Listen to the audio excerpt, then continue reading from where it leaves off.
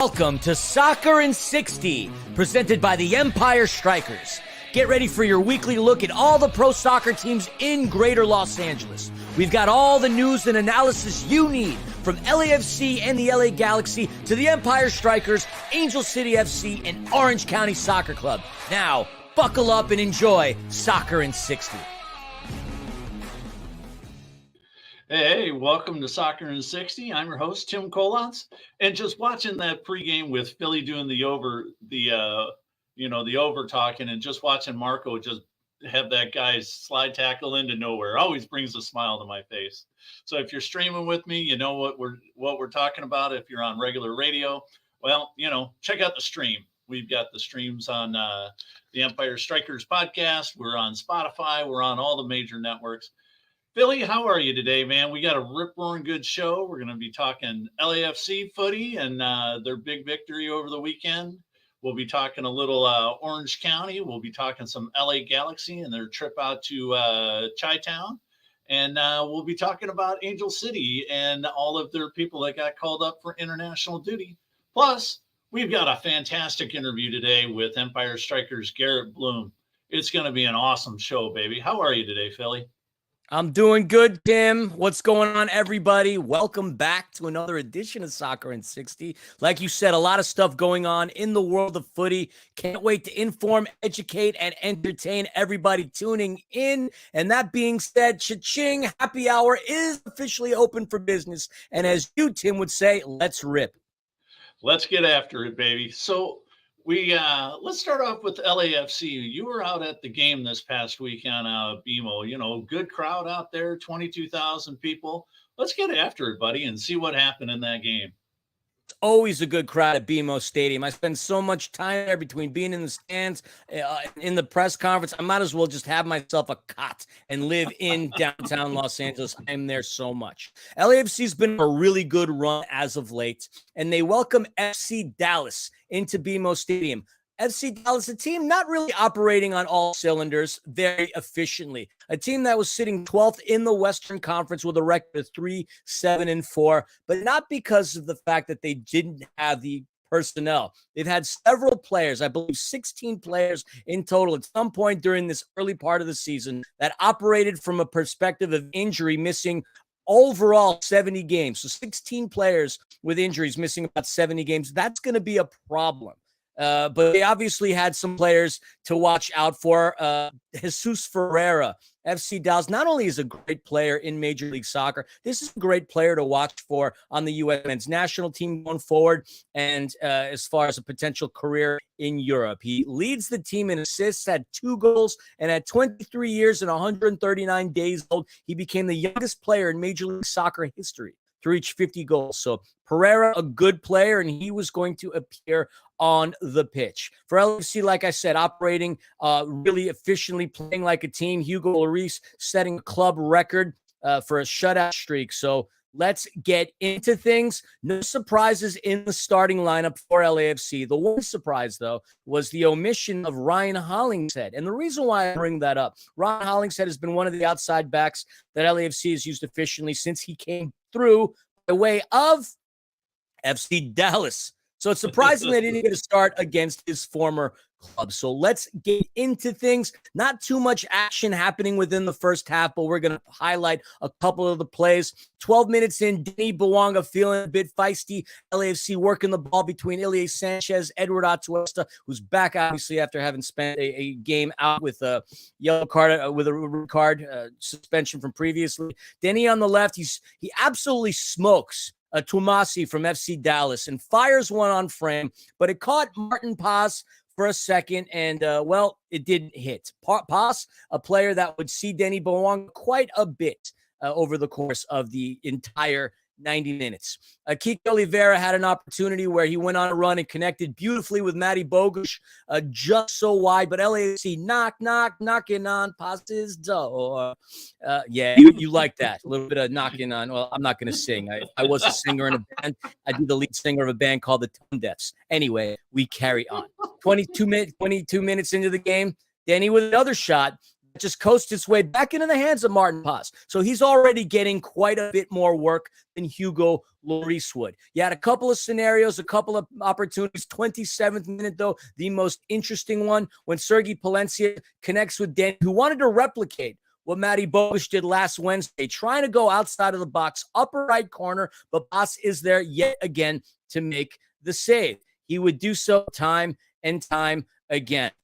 1 minute stoppage, nothing really transpired from there. And then LAFC heads into the locker room with the score 0-0. They had 12 shots. Now, I wasn't going to go regurgitate 12 opportunities, with 5 of them being on target. So Martin Paz, the busy keeper. Hugo Lloris, not so much. He only saw 2 shots his direction. None of them were on target. Hugo Lloris had nothing to do. If you think of the movie Mighty Ducks 2 with Julia Cat Gaffney, where she sings, "I am bored, I am bored, I am really bored," that was Hugo Lloris in the first 45 minutes. But it wouldn't take long starting into the second half when FC Dallas would finally get their first shot on goal, and it wouldn't be their final one. FC Dallas, a team that all season long has been a second half side. 17 goals over the course of the regular season, 11 of which have come by way of the second half. Hugo makes an easy save there. Fast forward to the 65th minute. Maxime Chenot, not Kripo. By the way, congratulations to Chenot for being called to Luxembourg's national team. Had a shot from way outside of the 18, but Paz is there once again. Let's move it forward a little more. 73rd minute. A brilliant buildup, which once again starts from Luxembourg Internationals. Maxime Chenot on the right side of the midfield. He centers his pass into Ilie Sanchez, rocking the captain's armband, by the way, who pushes it over into Matty Bogusz.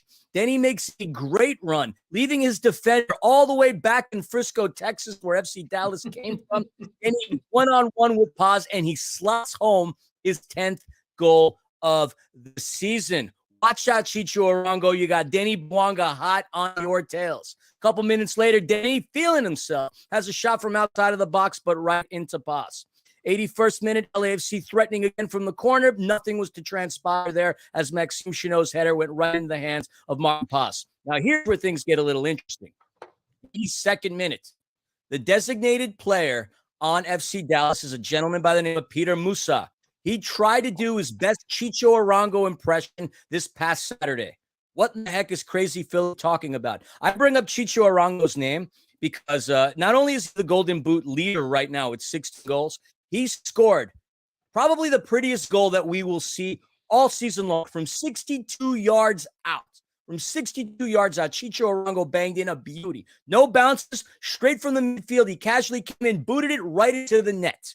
Peter Musa almost did the same thing as Hugo Lloris was way outside of his box. He backtracked, managed to tap the ball over the crossbar, but that was a very close and scary call. And my good buddy Max Bredos on the call made a reference to the fact that it was very similar to Chicho Arango's shot. 90th minute, Sebastian Leggett, the boy, as he likes to refer to himself on social media, gets a brilliant round of boost for the Black and Gold Brigade, by the way, mainly because he was a former member of the LA Galaxy. But he gets across into the 18, and Musa has the header, but Hugo Lloris is there to snatch that away. 3 minutes worth of stoppage, nothing else transpires. LAFC walks away with a 1-0 win. Another tremendous game. Their shutout streak continues. 5 straight shutouts for Hugo Lloris, and now it's tied his career high for consecutive club shutouts, having registered that mark back when he played at Lyon in 2010, and he also had the same thing in 2017 playing for Tottenham Hotspur in the English Premier League. LAFC's shutout streak, 575 minutes in all competitions, 480 minutes in MLS play, all club records. The club has recorded 6 shutouts in the last 6 games after recording just 2 in the first 12. Got to give a big shout out, by the way, Jesus David Murillo. He did not start in the game, but he came in as a second half substitution. He made his 100th regular season appearance in an LAFC jersey. Shout out to Muri. Denny Bwanga now, who led MLS in goals 20 last season, Golden Boot leader, is the 6th player in the entire league to reach double figures as far as goals all year thus far. Obviously, we're talking about Benteke, we're talking about Luis Suarez, Messi, we're talking about Chicho Arango. We'll stop it right there. Then he's care of business, leading the team in goals, leading the team in assists. And now Matty Bogusz starting to do things. He's had either a goal or assist in several of LAFC's past few matches. LAFC is 8-0-1 when Matty gets on there, and that's some pretty good stuff. LAFC now leapfrogged the Galaxy and is in second place in the West, just 3 points behind RSL with a game in hand. And get this, only 5 points behind Inter Miami in the race for the Supporters Shield with 2 games in hand. Despite the worst start in franchise history, LAFC is operating on a completely different level, and they will only look to get better as they beef up their offense with the addition of Olivier Giroud after the Euros. Olivier has already announced that after this Euro, he's done on international play with France. We hope he has a long and prosperous career in Major League Soccer as a member of LAFC. One other quick bit of news and notes that occurred. LAFC just recently signed Vancouver Whitecaps keeper Thomas Hasal, who we lovingly referred to as Thomas the Wall Hasal. Back in 2020 during the MLS's back tournament, he's shown several flashes of brilliance as a keeper, and that's where he's going to operate as a depth piece, and he's going to have a lot to learn from the legendary Hugo Lloris. Now, LAFC has a break this past week. They will not be back in action until June 15th, but they won't be playing in BMO. They'll be playing down in the land of the Mouse House, Orlando, Florida, where they take on Orlando City. That's a bit of your LAFC news. And I'm going to take it. That was awesome. One of the coolest things that I saw in that game was not only was it the run that led to the goal, but Matty Bogusz's pass that he was just kind of trancing along. He knew exactly where Bouanga was, and he drills this pass. It's basically a side-footed pass on the outside of his foot, and the bloody thing goes 35 yards. It is perfectly weighted right onto the run of Bogusz, and he just buries it. He's really, really making a good connection with everybody on that front line of LAFC. And to think, LAFC doesn't even have like a true striker. Bouanga's a winger. A true striker, obviously, is the likes of an Olivier Giroud. Last time LAFC did have a true striker was Pietro Arango. Matty Bogusz, for the most part, is a midfielder, but has operated in a versatile fashion, doing a lot more than what is normally asked of him. But he is thriving in that role, Tim. He's got 6 goals and 3 assists on the season already. They're already career highs for him. So it's just a matter of moments, perhaps weeks, until he finally starts to get a nod from the Polish national team, because he really deserves it. In the press conference, I asked Denny his thoughts. I know he's very focused on winning games as a team, but with the amount of goals that he scores, I asked him point blank, I got to imagine personal accolades are something you think of. And I got him to smile during the press conference. He even said in French, "Good question." But then he thanked his teammates, the coaching staff. I thought he would go off a little more and say, well, yeah, I want to do this, I want to do that. But Denny does his thing in his press conferences. He's very public relations friendly.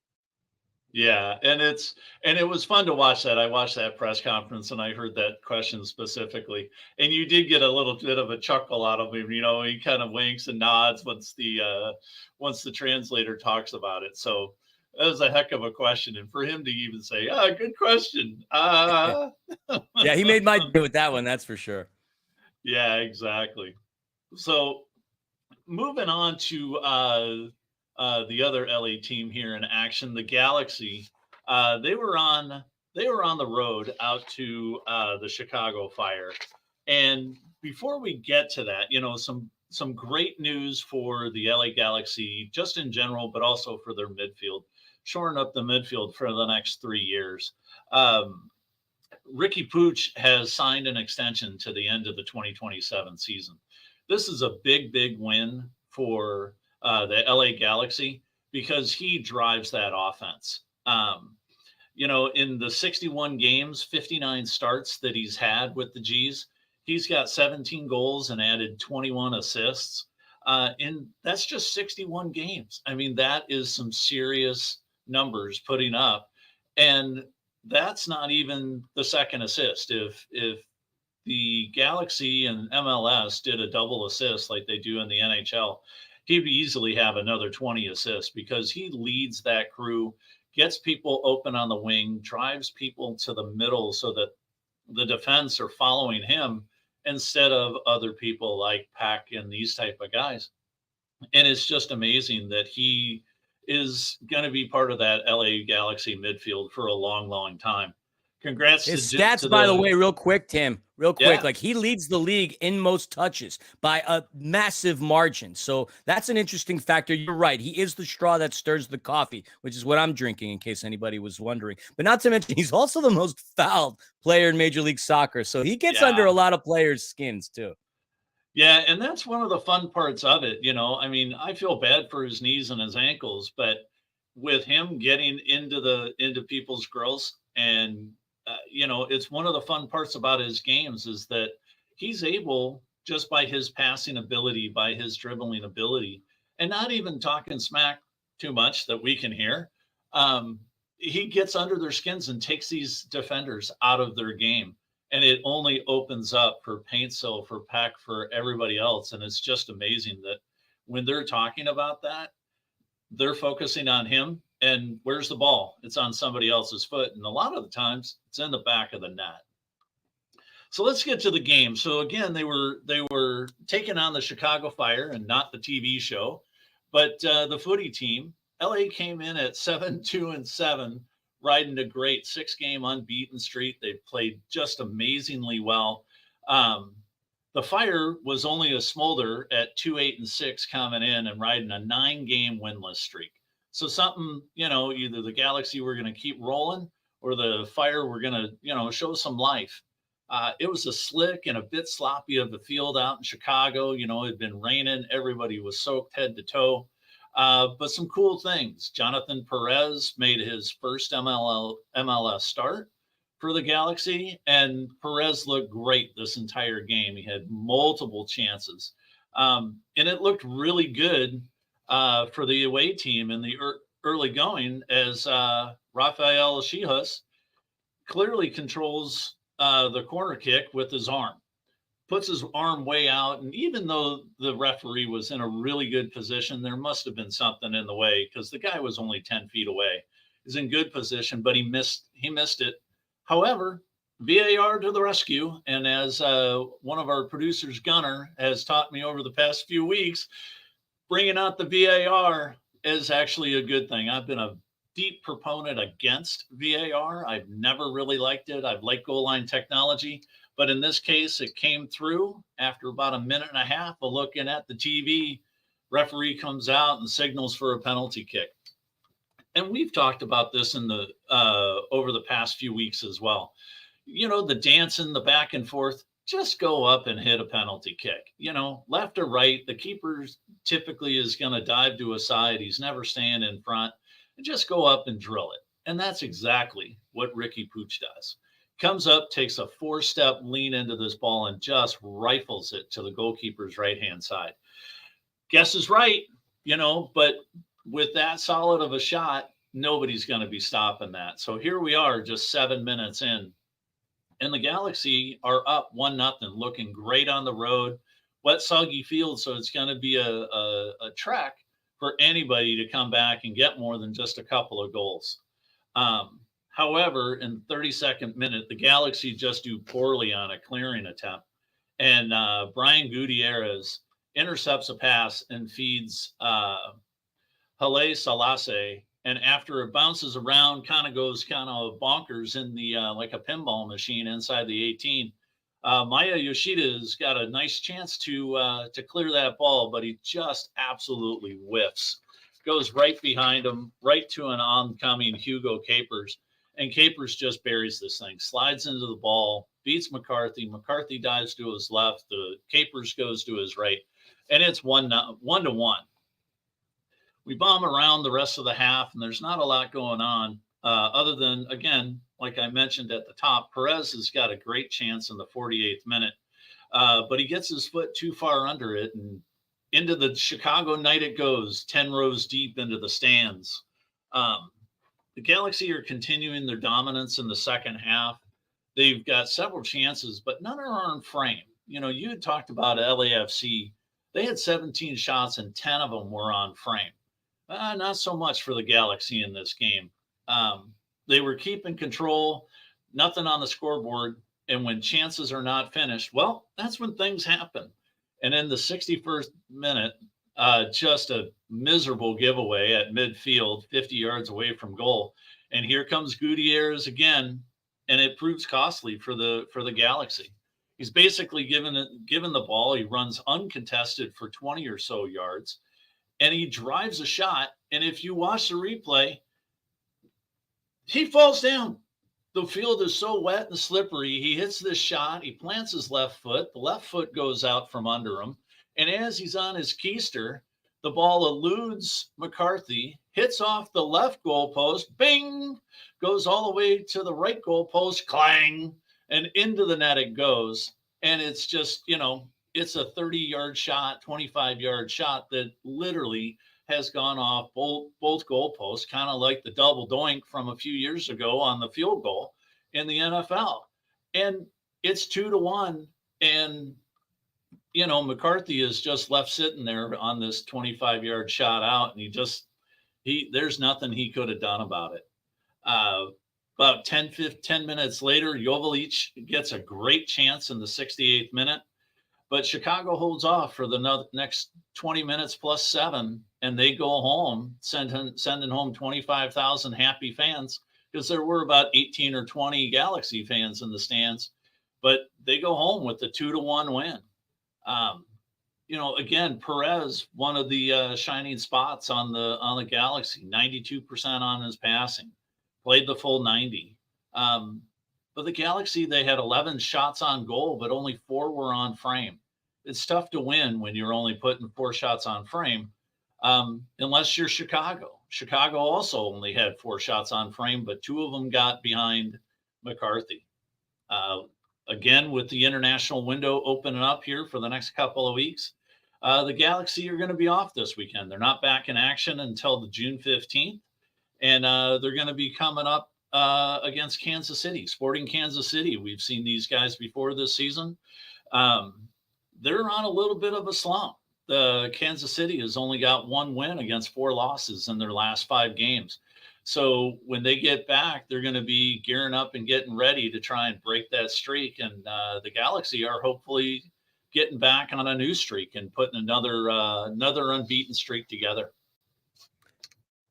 The only thing I'll say, Tim, can't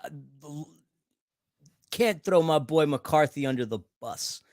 And the reason why is because he didn't get the start. It was Mitrovic that was in between the pipes. Oh, damn it. I had that Don't in my worry. notes. I mean, that's why I'm here, my friend. You were killing it. You were on a roll. I didn't want to step in and interrupt because you killed the analysis. But, I got to step up and say, J-Mac, this wasn't your fault. So, it was all on Mitrovic.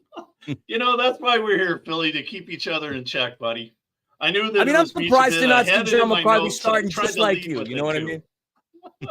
Yeah. And John's been on the show, so he's a friend of the show. And, I feel bad that I threw you under the bus, Mr. McCarthy. I'll not do that again, sir.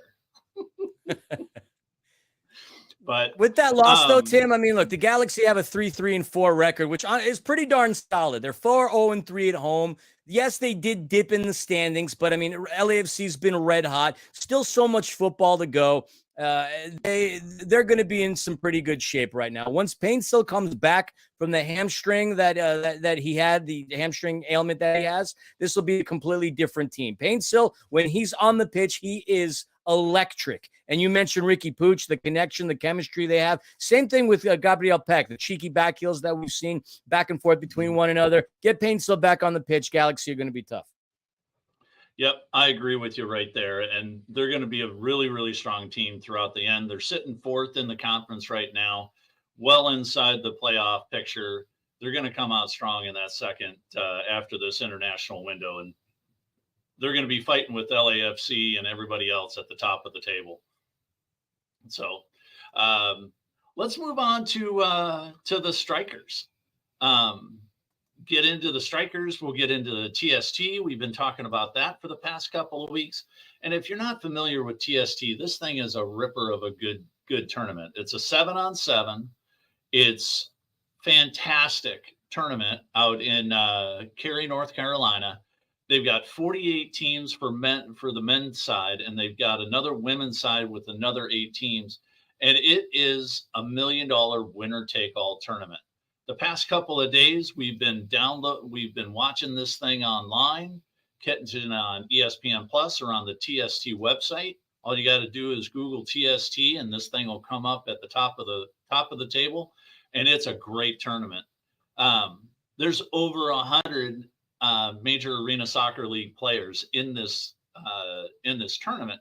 And Billy, let's get after a little bit. Let's talk about some of the Strykers players that are part of this party. Yeah, you said about 100 players MASL. Out of the 48 teams that are competing, 21 of them have MASL talent. So that's a lot. And yeah, all the games are even on demand on the TST website. So something to look into. This is the second season in which the TST tournament is going. And we have a guest who's going to be talking about this in just a moment, in the likes of Garrett Blume. But the Empire Strykers sent a pretty healthy number of players to Cary, North Carolina. You had Justin Stinson as a member of Newtown Pride FC. This is the team that won the inaugural TST tournament, and they just advanced out of the group stages. And from what I'm being told right now, I believe our guest is going to be joining us momentarily. So once he gets on the screen, hey, there he is. Hey, there what's up, guys? Hey, Garrett. How are you guys doing? We're doing all right. We're doing all right. The beauty of technology is right now we get to be magically whisked away to Cary, North Carolina. And you, my friend, have boots on the ground at the TST. Folks, for those who don't know, joining us from the Empire Strykers and 1015 FC, we have TST veteran Garrett Blume. Garrett, welcome to Soccer in 60, bud. Thank you, guys. Thanks for having me. It's good to see you again. Always Great good to see you, too, man. Garrett. Like you're looking pretty good, bud. You're fresh off your third game in what, less than a day, pretty much. You know, first and foremost, like how are you feeling? It's been a long road to get you back healthy since you sustained that injury after scoring that beautiful kick, that beautiful goal in Baltimore for your first MASL goal of your career. Like, how are the legs feeling? Yeah, they're slowly getting back into it. I took some time off after season just to rest the body and rest the mind a little bit, and kind of just stretching, going to the gym, doing some light work, and we had a good preseason before the tournament, and I feel like each game that goes by, my legs feel a little bit better. I think it's just getting the game rhythm back again, but starting to feel good again. That's excellent to hear. I mentioned at the top of the interview that you are a veteran, as you played with a team out of Tennessee called Jackson Boom last year. I lost track of the amount of goals that you scored, but I know you at least slotted 5 of them at bare minimum. No Jackson Boom this year, but you're a part of 1015. Talk to us about how that came about. Yeah, it was a good tournament last year with Jackson Boom. I was going to play with them again this year, but right before the tournament started, they sold our spot to another team. And 1015 had reached out to me after last tournament about playing for them this year, and so I kind of just reached out to them. I was like, hey, I know it's last minute. You know, your roster might be full, but if you guys are still interested, I'm looking for a team. So they were super kind and let me join back. And yeah, so here with them now. It's been great. Now, I know you just had your most recent result against Toronto Athletic. You guys, where does that leave 1015? I know that the best 8 teams in the third place area of the groups finish and move forward. Like, talk to us about how today's result impacts you going forward in the tournament. Yeah, so we just found out we made it through. So we finished. We were one of the top 8 third place teams. Yeah. So we made it through. We'll play tomorrow. We don't know who we play yet, but we're getting better every game. So I'm excited to see how we perform tomorrow. That's great, Garrett. That the team's playing great and you're looking good. So how is it comparing the small-sided game to what you're dealing with the Empire Strykers? How's that working out? How's that similarity? Yeah, it's different. Obviously, playing indoor in this, just getting used to the walls and everything, and I expected to have a better season last year, but just unfortunate with the injury. But I'm definitely excited about next season. Been watching a lot of game film and just getting the body and the mind right for season and learning, different patterns and all that. So I'm looking forward to it. So, with some of the injuries you've had, you just mentioned the mental aspect of this. With some of the injuries that you've had, how is that mental side of your game going? Are you listening to the Stoics? Who are you listening to? Who are you talking to? How do you get your mind right and get that moving for you? Yeah, well, it's definitely frustrating. I take super good care of my body, and usually try and be the best shape athlete of any team that I'm on. But life is crazy, and you just get injured. That's just part of being an athlete. But yeah, I definitely have some good people surrounding me that I can talk to. I have God that is always there, and then just different podcasts, books that I like to listen to and to get my mind right. And just there's a saying where it's fall down 7 times, get back up 8. So that's just kind of my mindset.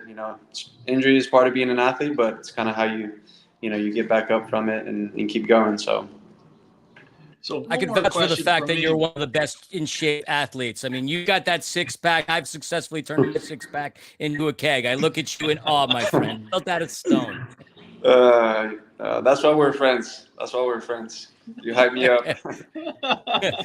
Speaking of friends and teammates, like there's quite a few members of the Empire Strykers that are over in Cary, North Carolina. Have you had much interaction with any of the boys?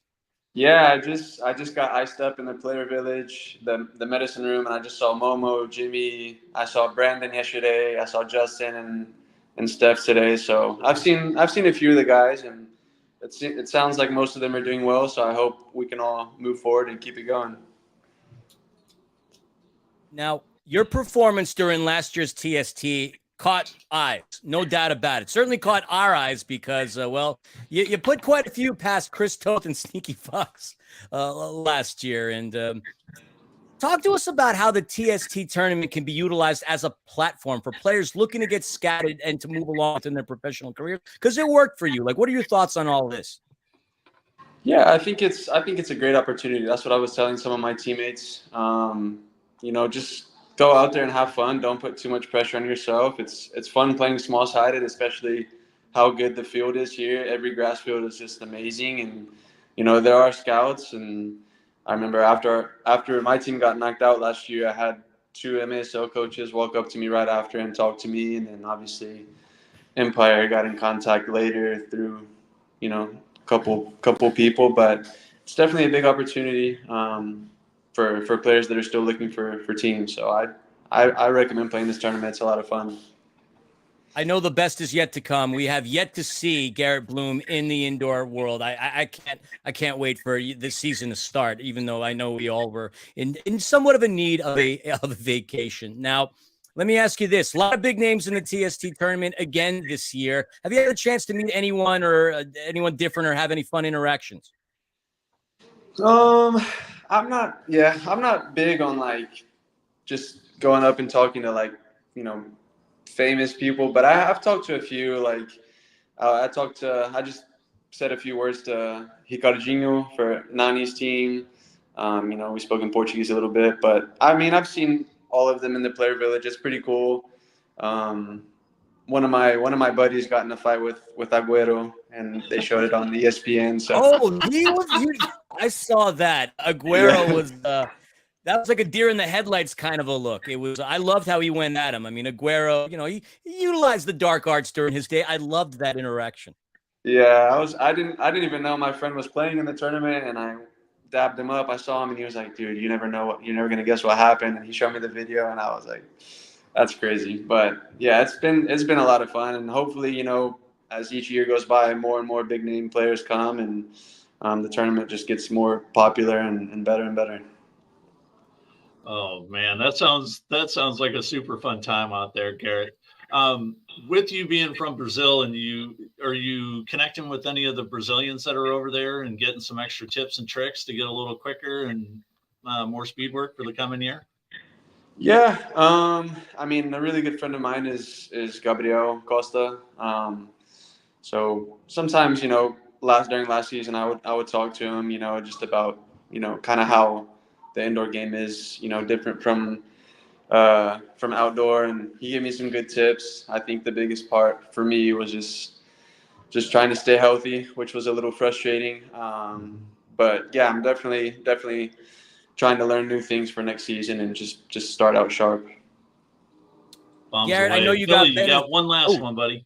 Yeah, I do. Garrett, I want to transition into something outside of the world of soccer, something that I know you and I have talked about recently. I know a few weeks ago, your hometown in Brazil experienced some flooding, and I know you've been trying to raise awareness and raise some funds to help villagers out. I wanted to make sure that you had the chance to do that. So you could raise a little bit of that awareness and say how people such as myself and Tim and anybody listening to the show can help out the people that experienced the flooding in your hometown in Brazil.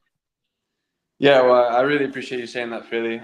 Yeah, basically, my state had like the biggest natural disaster, like not even just in our state, but in Brazil, just so much water, and it just keeps going up every day. And I think now, starting this week, it started to go down a little bit, but, people lost everything, and I have friends that lost everything. So I just started a GoFundMe with one of my other Brazilian friends that lives in Los Angeles, and the link is in my bio on Instagram. So if you guys would love to help out, that would be amazing. And that's another reason why I'm playing here. I mean, my team, it'll be tough for us to make it all the way. But I already have in mind, if we make it all the way and win it by chance, that all the money that I get, I'm gonna send back home. So yeah, but it's getting better. Our people there coming together, and it's been really cool to see the people just coming together and helping each other out. We'll make sure to share it as best as we can on all our platforms. I'm fresh out of questions. Tim, you got anything else? No, Garrett, we really appreciate you taking the time, getting treatment, getting medical, and coming and hanging out with us too this afternoon on Soccer in 60. Thanks, man. Yeah, well, thank you. I just want to give a shout out to my boys Samu and Pablo that are balling out in this tournament for our team, and they're getting the wins for us. And then to my boy Najee in Dallas, Texas, watching as well. Awesome. Good luck the rest of the tournament, man. You were very aggressive with 4 shots on target that second game. Looking forward to seeing a Garrett Blume golazo in the next round. Yeah, we're going to get it. Awesome. Go get him, Garrett. Have Thank a great day. Bye. Good luck. What a good dude, man. I know that you've had a lot of interactions for him, but what just is, he's thinking about all of his friends and family back home too. And that's got to be exceedingly difficult. And that's where that mental capacity that he's been working on for years has come in, right?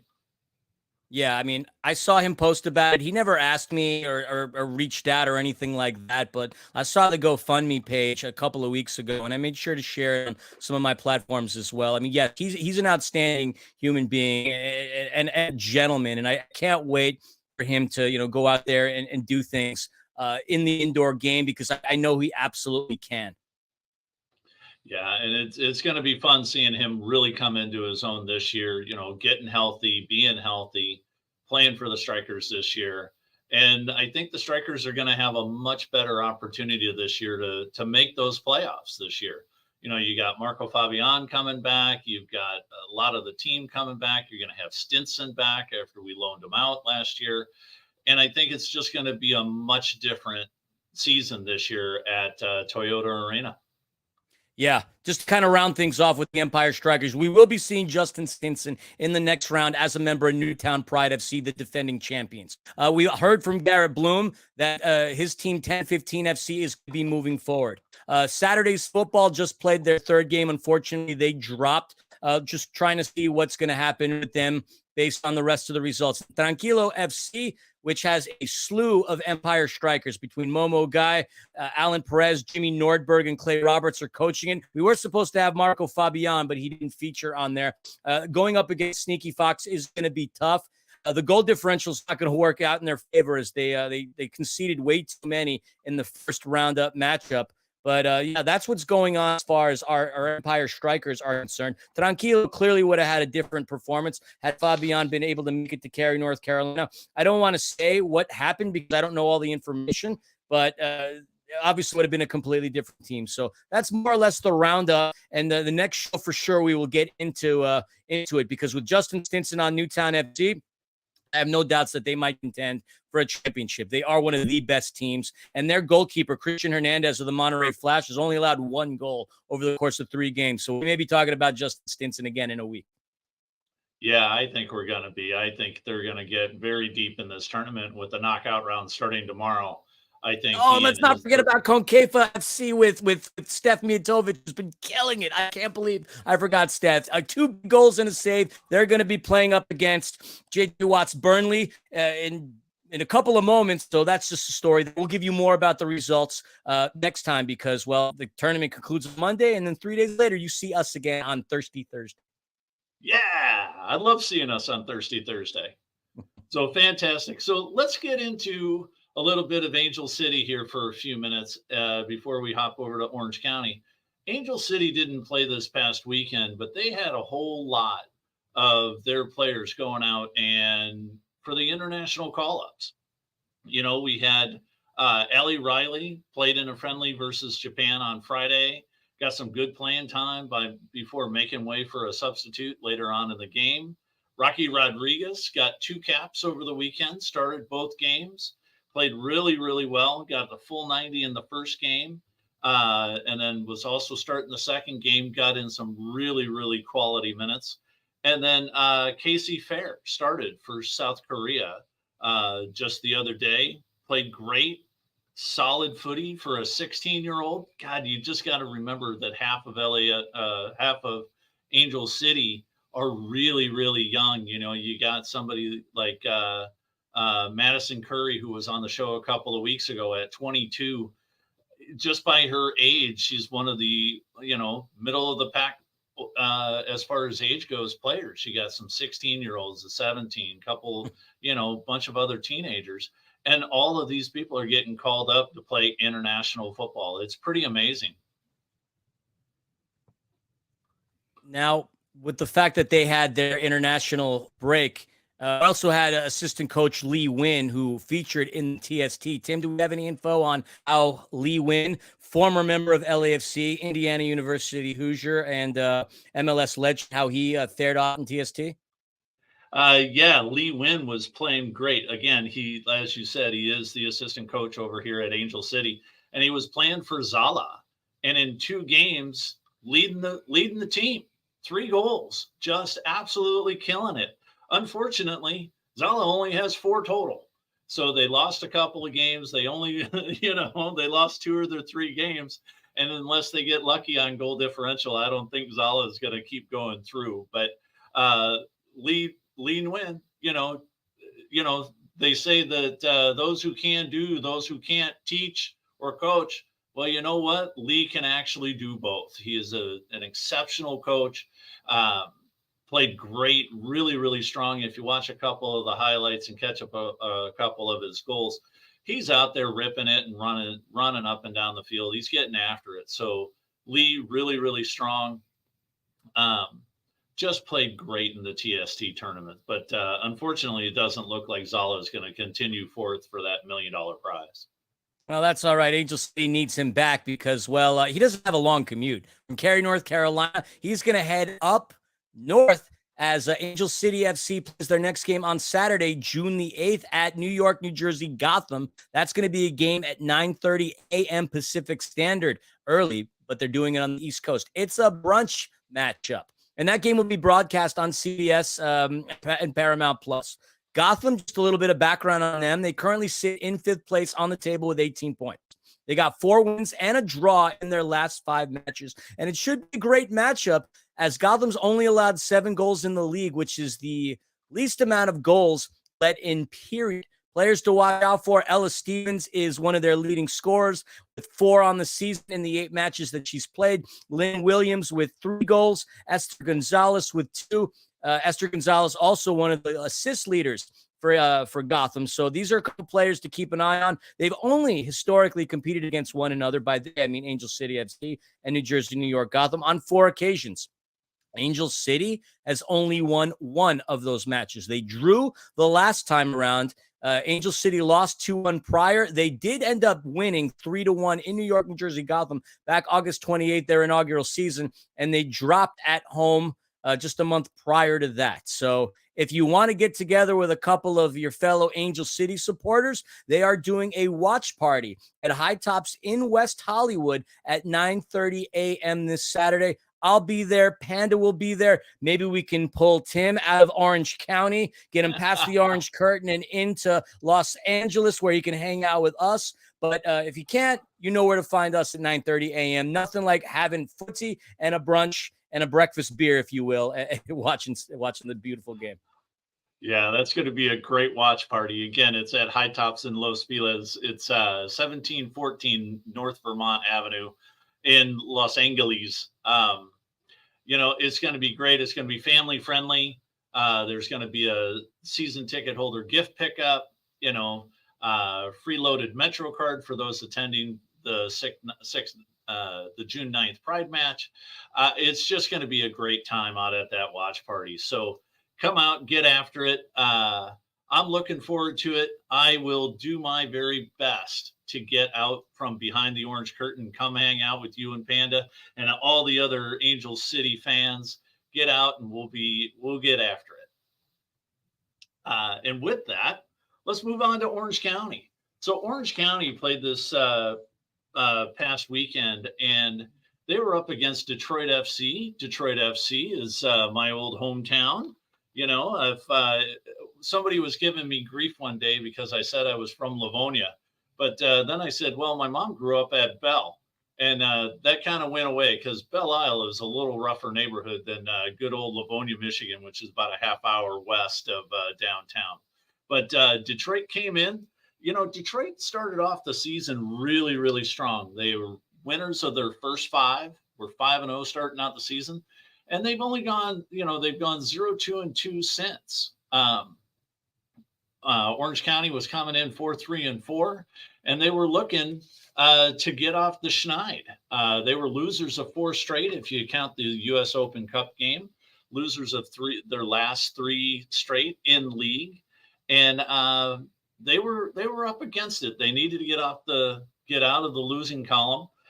They didn't have their coach Mortensen, because he took a red card after, very smartly and, arguing with some referee calls in the previous game. There was some stuff wrong with that referee, and coach was right to get after him. He was shown the red. So Paul Hardeman came in, and he took over, and Coach Paul, he did a really nice job getting these guys prepared. Christian Sorzo was out with a minor injury. And the big thing about him is that Christian takes most of the free kicks for Orange County. So we're going to go a little bit back and forth if you're up for it as well, Philly. But, we've been talking about the wingback setup for Orange County for the past couple of weeks and how it didn't go well for them during that U.S. Open Cup game. They got brutalized 3 or 4 different times, including one of the goals against that went in on Colin Shuttler. But this time they actually did this wingback setup, and they were playing really, really strong. They were having some of their midfielders drop back when Owen Lamb was moving up on the field, and Owen was getting back a lot more often and back checking a little bit more, making the outlet passes for Detroit FC's forwards a little harder. And one of the last things before we get into the game itself, Hardeman is no slouch, man. He played 350 professional games, including with Sunderland in the FA Cup back in 1992 against Liverpool. So the guy's been around, he knows what he's doing, and he definitely had the team going today. The refereeing was much better, and we're 19 minutes in, and fouls committed by Kyle Scott, and Detroit FC midfielder James Murphy, who Philly might remember as was a member of LAFC at one point, floats a deep cross into the 6-yard box where Stephen Carroll drives a header past a diving Shuttler to the back post. It's a beauty of a goal. It's a 1-0 lead. And then Ethan Zubak, who was on the show just a couple of weeks ago, he's got a quality chance in the 34th minute, doesn't get it in. And then in the 40th minute, Andrew Fox sends a beauty of a 50-yarder, just a beautiful floating pass inside the Detroit FC box. And Thomas Among, good old Thomas, gets to it, hits it hard, and it deflects off the Detroit defense and kind of goes bloop, bloop, bloop, bloop, right over the keeper. And goalkeeper Nathan Steinwasser has no chance at it, and it's 1-1. So here we are. We've got a good solid start by Orange County. And, and that's how the first half ends. It's 1-1. Orange County is looking way better than they have over the past couple of weeks. And then, in the second half, right after Bugs Bunny shows up, hopping around on the field, we have Owen Lamb building on his solid first half. He takes a great time out. Bugs Bunny? Baby. Bugs Bunny? Yeah, we had Bugs Bunny on the field. We had just like a rabbit that you decided to call as Bugs, or an actual like cartoon costumed Mel Blanc creation. Like what kind? Talk to me more about Bugs Bunny real quick. So I call him Bugs Bunny because I call everybody Bugs Bunny. So there was a full-on rabbit hopping around the field for about 5 minutes, and we had a couple of ball boys chasing him away. It was super funny. The announcers were getting after it. They're like, "Hey, there's a bunny on the field," and the fans were cheering when the ball boy got him off. It was fantastic. Good little, that's awesome. Good little side, good little side entertainment during the game. And after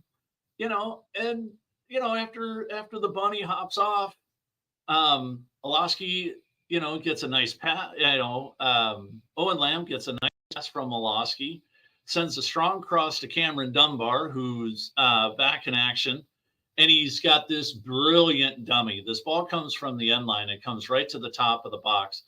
Dunbar's got a great chance at it, but he realizes he's surrounded by 3 different people. Dummies it, and Kyle Scott drives a worm burner 18 yards out right into the inside right post. Beats a diving Steinwasser, and it's a 2-1 Orange County lead. One of the things that I really liked about this game, and I have already mentioned it, but the defense has been fantastic in this game. And in the 51st minute, Fox runs down a potential breakaway. He just gets after it. It was clear the Detroit FC forward could easily have burned down and gotten down to the 18 and put a ball away. But they just played really, really strong.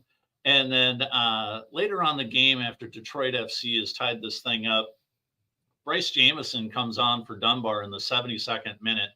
And on one of his very first touches in the 78th minute, Among steals the ball at midfield, strong left side run, and pulls 3 defenders towards him, gets it to Jamison, and Jamison makes no mistakes and buries this ball. Great overall game by Orange County SC. They go home winners. They send the home crowd home happy, 3-2 win, and just fantastic. They take on Phoenix Rising, one of the coolest names in all of sports, this Saturday night at 8:00. It's on the CBS Sports Golazo Network. So tune in, check them out, and let's hang out with Orange County this weekend on TV. And Bugs Bunny. First dub since April 27th when they beat Monterey Bay FC 2-0, by the way. Congrats to Orange County SC. We transition over into our miscellaneous segment. Like, it's June. It's Pride Month. You see a lot of teams out there celebrating Pride.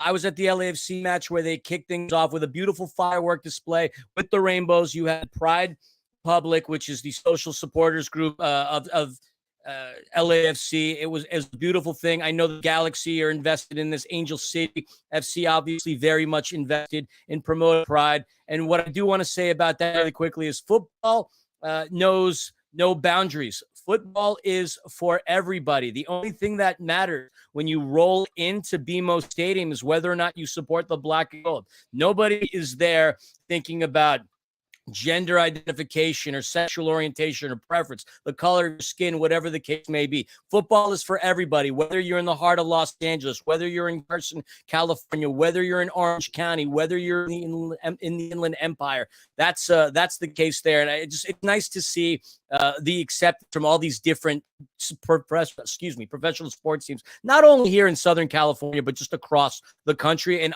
across the globe. You see it in the Bundesliga, the Premier League. Football is for everybody. It's a safe space, in particular for the clubs that we cover on this show.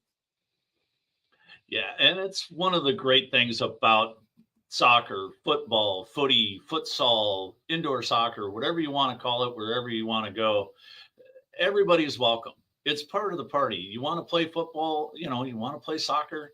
All you need is a ball and a couple of trash cans. If that, you just put up, you see everybody playing in the parks.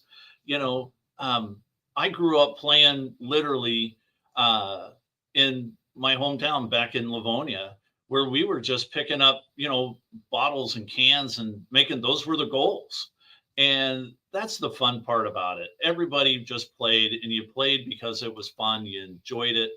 It could not be better. And to have the type of support that we have from the local communities for soccer in general, it's just magnificent. So, you know what? With that, it's a great way to go out. Philly, thanks for joining me again this week, buddy. I look forward to seeing you next week. Everybody out on KMET 1490 AM, streaming on the podcasts. Check us out. Keep coming back. Look at some of our old episodes. We love it. We love having you here. Thanks so much. It's been Soccer in 60, everybody. We'll see you next week.